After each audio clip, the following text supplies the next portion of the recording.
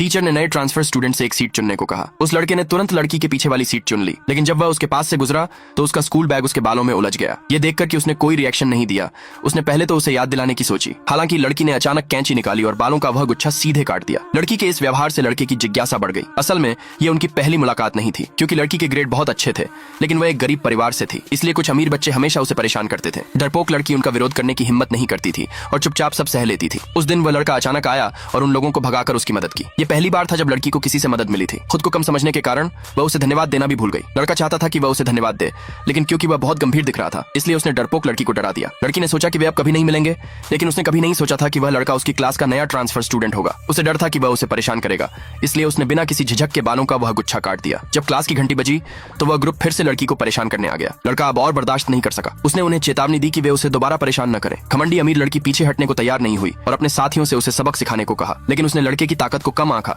वहां कोई भी उसे हरा नहीं सका। अगर लड़की ने उसे समय पर नहीं रोका होता तो लड़कों में से एक को गंभीर चोट लग सकती थी। लड़के की ताकत देखकर अमीर लड़की शर्मिंदा होकर चली गई। स्कूल के बाद लड़की को डर था कि अमीर लड़की उससे बदला लेगी, इसलिए वह भारी बारिश में लड़के के घर गई। लड़की ने पूछा कि क्या वह 3 महीने तक उसकी रक्षा कर सकता है, क्योंकि 3 महीने में उसकी ग्रेजुएशन पूरी हो जाएगी। लेकिन लड़के को लगा कि लड़की बहुत डरपोक है और वह चाहता था कि वह विरोध करना सीखे। ये देखकर कि लड़की चुप हो गई, उसने गुस्से में दरवाजा बंद करने की कोशिश की। मजबूरी में लड़की ने अपने हाथ से दरवाजे का फ्रेम रोक दिया। उसे चोट लगते देखकर लड़का और भी ज्यादा गुस्सा हो गया। लड़की ने उससे फिर से 3 महीने तक उसकी रक्षा करने की भीख मांगी। उसने कहा कि अगर वह मान जाए तो वह उसके लिए कुछ भी करेगी। ये महसूस करके कि वह सच में बहुत दयनीय है, लड़का मान गया। बाद में लड़के ने सावधानी से उसके घाव का इलाज किया। अगले दिन उस ग्रुप ने लड़की को फिर से रोक लिया, लेकिन इस बार लड़की ने विरोध करना सीख लिया था। उसने एक लड़के के हाथ को कसकर काट लिया। जैसे ही दूसरे लोग उस पर हमला करने वाले थे, लड़का समय पर आ गया और उसे बचा लिया। उस पल लड़की को लगा कि वह उसका हीरो है। उसने उसे बताया कि उसने विरोध करना सीख लिया है, लेकिन वह अभी भी बहुत कमजोर है।